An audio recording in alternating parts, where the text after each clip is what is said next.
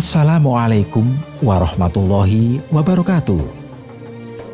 Asiyah binti Muzahim adalah seorang wanita mulia yang namanya pernah diceritakan Rasulullah SAW. Asiyah adalah ibu angkat Nabi Musa alaihissalam, sekaligus istri dari Fir'aun. Asiyahlah yang menyelamatkan Musa kecil ketika dihanyutkan ibu kandungnya di sungai. Kisah ini bermula ketika Fir'aun ditinggal mati oleh istrinya dan ingin mencari istri yang baru. Pada suatu hari, Fir'aun memerintahkan kepada salah seorang menterinya bernama Haman untuk datang dan melamar seorang perempuan bernama Asiyah. Tetapi lamaran Fir'aun ditolak oleh Asiyah karena ia tahu bahwa Raja Mesir ini adalah orang yang buruk sifatnya. Mengetahui lamarannya ditolak, Fir'aun pun marah, lalu mengutus bala tentaranya untuk menangkap orang tua Asiyah. Mereka pun dipenjara dan disiksa. Fir'aun yang merasa bisa melakukan apa saja, tak mampu mendapatkan hati dari Asiyah. Fir'aun pun memaksa Asiyah untuk menikah dengannya. Padahal Asiyah sudah menolaknya dengan tegas. Asiyah tak sudi dinikahi Fir'aun karena ia raja yang ingkar kepada Allah Subhanahu wa Ta'ala. Fir'aun lalu mengancam untuk membunuh orang tua dari Asiyah hingga membuatnya harus menikah dengan Fir'aun. Asiyah binti Muzahim adalah salah satu contoh yang bisa diteladani oleh orang-orang yang beriman, khususnya kaum wanita. Meski berstatus istri Raja Mesir yang kafir, namun Asiyah memisahkan diri dengan suaminya dalam kekafiran. Dalam sebuah kisah disebutkan, ketika malam pertama, saat Fir'aun ingin menggauli istrinya, saat itu datanglah sosok iblis perempuan yang menjelma sebagai wujud Asiyah. Setiap kali Fir'aun menggauli istrinya, itu bukanlah sosok Asiyah, karena kemuliaannya sudah dijaga oleh Allah, agar kesuciannya tidak disentuh oleh penguasa zalim. Asiyah secara diam-diam beriman kepada syariat Nabi Musa alaihissalam. Asiyah juga menyembunyikan keimanannya di hadapan Fir'aun karena mengaku Tuhan yang wajib disembah. Asiyah menyembunyikan keimanannya karena khawatir apabila suaminya tahu, maka nyawanya akan terancam seperti Masyitoh, tukang sihir putrinya Fir'aun. Masyitoh juga menyembunyikan keimanannya di hadapan Fir'aun, hingga pada akhirnya ia digoreng hidup-hidup bersama semua anaknya.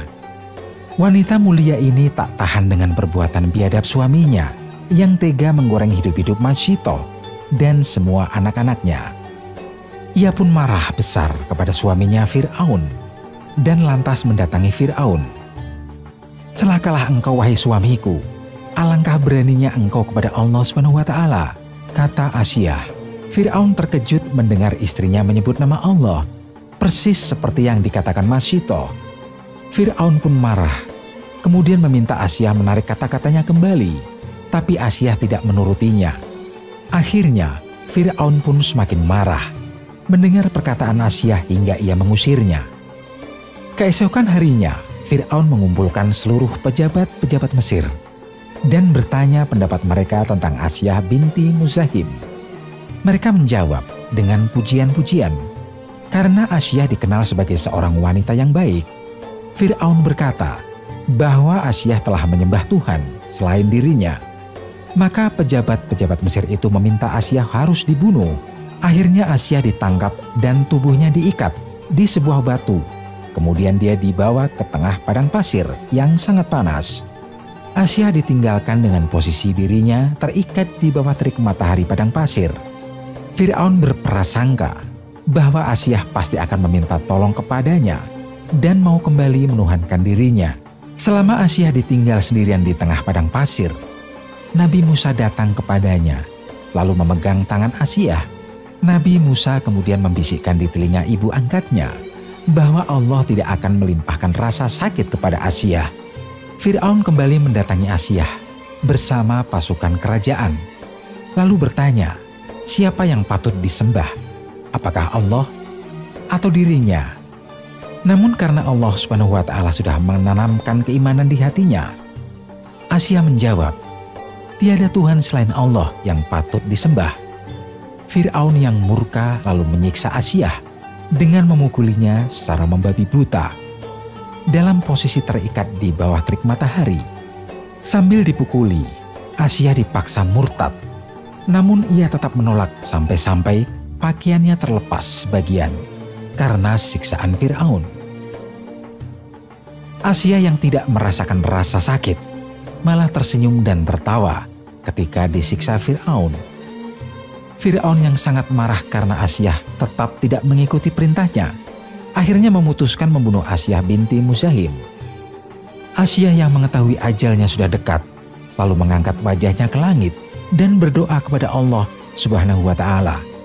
Asia meminta untuk dibangunkan sebuah istana di surga untuknya. Allah Subhanahu wa Ta'ala pun langsung mengabulkan doanya. Maka Allah menampakkan istana yang dibinta Asia hingga ia benar-benar bisa melihat istana tersebut lalu tersenyum. Fir'aun yang heran melihat Asia lalu berkata bahwa istrinya itu semakin gila sementara ia sedang diazab. Asia binti Muzahim pun dibunuh oleh Fir'aun beberapa saat setelah ia melihat istana untuknya di surga. Kisah Fir'aun dan Asia dalam tradisi Islam adalah cerita tentang iman, ketabahan, dan perlawanan terhadap tirani. Meskipun ada variasi dalam cerita tersebut, pesan utamanya adalah betapa pentingnya berpegang teguh pada keimanan, bahkan dalam situasi yang sulit. Ini juga menunjukkan bahwa kebaikan dan kebenaran akhirnya akan mengalahkan kejahatan dan kesombongan.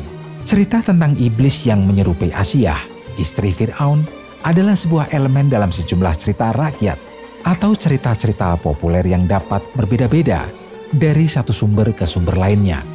Ini bukan cerita yang terdapat dalam teks agama seperti Al-Quran atau Alkitab. Kisah ini mungkin memiliki variasi dalam berbagai versi dan seringkali digunakan untuk menggambarkan kejahatan dan tipu daya iblis atau setan. Cerita tentang iblis yang menyerupai Asia umumnya berkisar pada upaya iblis untuk menyesatkan Fir'aun dan melalui penampilannya yang menyerupai Asia, dia berusaha mempengaruhi kebijakan Fir'aun atau membuatnya melakukan perbuatan jahat. Kisah tersebut dapat mengandung unsur-unsur seperti tipu daya, pertempuran rohani atau kisah moral yang mencerminkan konflik antara kebaikan dan kejahatan. Namun perlu diingat bahwa kisah ini cenderung merupakan cerita legenda atau mitos dan tidak memiliki dasar yang kuat dalam teks agama utama seperti Al-Quran dan Alkitab.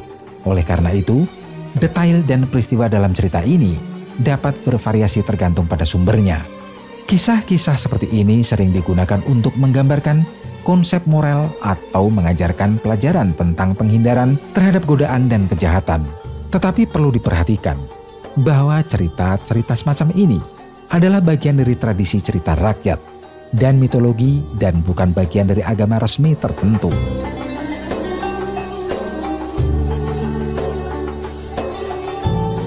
Oke, para sahabat Pawarta Islam, semoga apa yang kita sampaikan bermanfaat untuk kita semua.